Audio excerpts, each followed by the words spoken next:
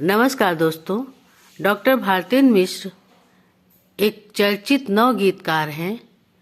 उनके नवगीतों का संचयन वरिष्ठ नवगीतकार मधुकर अष्ठाना जी ने किया है। मैं चाहती हूँ कि डॉक्टर भारतेंद्र मिश्र एक दो नवगीत उस संचयन के हम लोगों के लिए प्रस्तुत करें। तो मेरी उनसे गुजारिश है कि वो अपने नवगीत हम लोगों के लिए यहाँ पर उनका पाठ करें। जी जी। जुलस रहा कालिदास शीर्षक से एक गीत संग्रह बनेगा और मधुकर अस्थाना जी ने जी इसमें इसका संचयन किया है।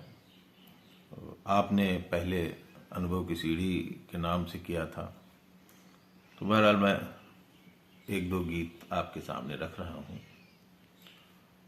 पहला गीत है किस्से यूं न गढ़ें। जी श्रम जीवियों को लेकर, गरीब लोगों को लेकर, परेशान जो मजदूर है, किसान है, उनको लेकर के उच्च मध्य वर्ग का एक तरह का जो नरेटिव सेट किया जाता है या इस तरह की एक बातचीत की जाती है कि जो गरीब लोग हैं, निर्धन लोग हैं, मजदूर हैं, किसान हैं, ये हमारे समाज में जो बहुत उपयोगी नहीं लगते उनको। तो खैर, मैं उसी भावभूमि पर ये गीत आपके सामने रख रहा हूँ। शीर्षक है किस्से यूं न गढ़ें। कि खाल खींच निर्धन बकरे की ढोलक यूं न मढ़ें। खाल खींच निर्धन बकरे की ढोलक यूं न मढ़ें। दाढ़ी टोपी तिलक सजाकर किस्से यूं न गढ़ें। क्या बात है। दाढ़ी टोपी तिलक सजाकर किस्से यूं न गढ़ें। तो मुक्त हो गए कुछ कागज के टुकड़े देकर। कुछ रुपए देके हम समझते हैं हमने उनके परिश्रम को, श्रम को खरीद लिया। तो मुक्त हो गए कुछ कागज के टुकड़े देकर, मजदूरों की तरह 8-10 ईंटें लेकर निर्मित होते हुए भवन की 10वीं मंजिल चढ़ें। किससे यूं न गढ़ें। और अगला बंद है कि ताला बंद किताबी जीवन अनुभव तो करने से होगा। ताला बंद किताबी जीवन अनुभव तो करने से होगा। पढ़ लिख कर भी अब तक हमने बेकारी का ही दुख भोगा। तो कभी हाथ रिक्शे में जुत कर 2 डग आगे बढ़ें। किससे न बढ़े। और देह खटेगी जिस दिन बाबू ज्ञान धर्म सब उड़ जाएगा। देह खटेगी जिस दिन बाबू ज्ञान धर्म सब उड़ जाएगा। और शाम रोटी न मिली तो पेट पीठ से जुड़ जाएगा। तो मोची के सुए में साहब धागा बनकर कढ़ें। क्या बात है। मोची के सुए में साहब धागा बनकर कढ़ें। किससे यूं न गढ़ें। किससे यूं न गढ़ें। और अंतिम बंद इस गीत का है जी कि बड़े इनकलाबी जज्बाती शब्दों को बघार लेते हो। उन्हें बड़े बड़े लोग बघारते हैं, अपने ज्ञान देने लगते हैं। तो बड़े इनकलाबी जज्बाती शब्दों को बघार लेते हो। इस संक्रमण दौर में भी तुम अपना हित संवार लेते हो। बहुत सिखाया इसको उसको, थोड़ा खुद को पढ़ें। क्या बात है। किससे यूं न गढ़ें। तो ये एक गीत इसमें है और उसी संचयन में से जी जी एकदम जीवन से जुड़ा हुआ गीत है। जी। तो मैं कोशिश करता एक गीत और आपके लिए जी प्रस्तुत कर रहा हूं मैं। इसका शीर्षक है मनवाद। ये मध्यवर्ग को लेकर के लिखा गया है।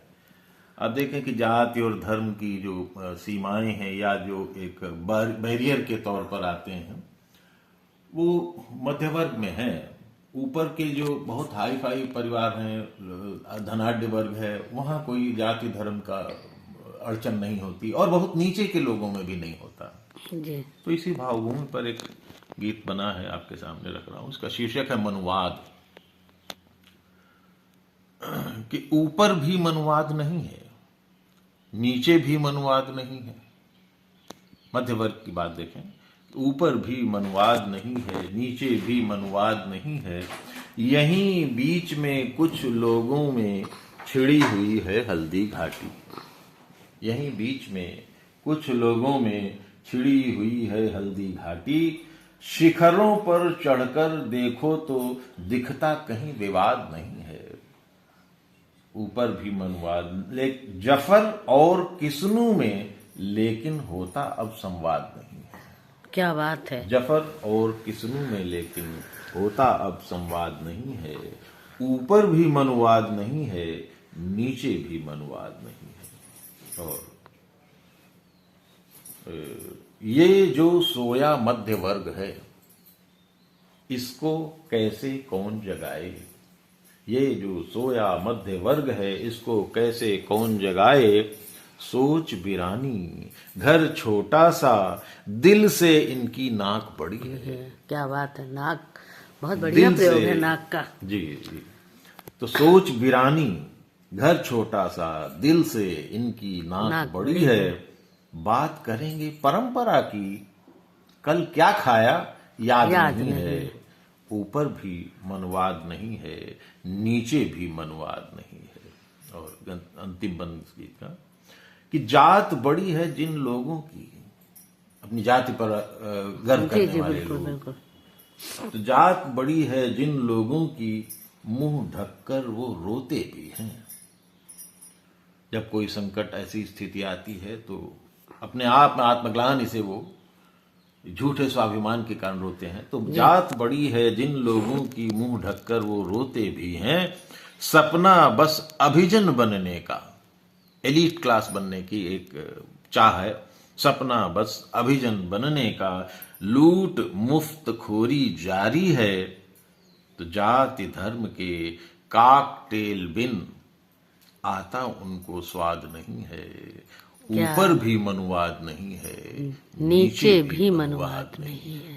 तो बहुत बहुत धन्यवाद रश्मि जी। आज आपने बहुत बहुत धन्यवाद आपको भारतीन जी। और संचयन आता है तो मैं आपको भेंट करूंगा, उस पर कुछ करिएगा। तो दोस्तों, ये हमने सुना भारतीन मिश्र जी को। आप बहुत ही सहजता से लेकिन बहुत ही गहरी बात कह जाते हैं। इनको जरूर ही, इनके संचयन को हम लोग पढ़ेंगे, उसका आनंद उठाएंगे। बहुत बहुत धन्यवाद। नमस्कार। धन्यवाद।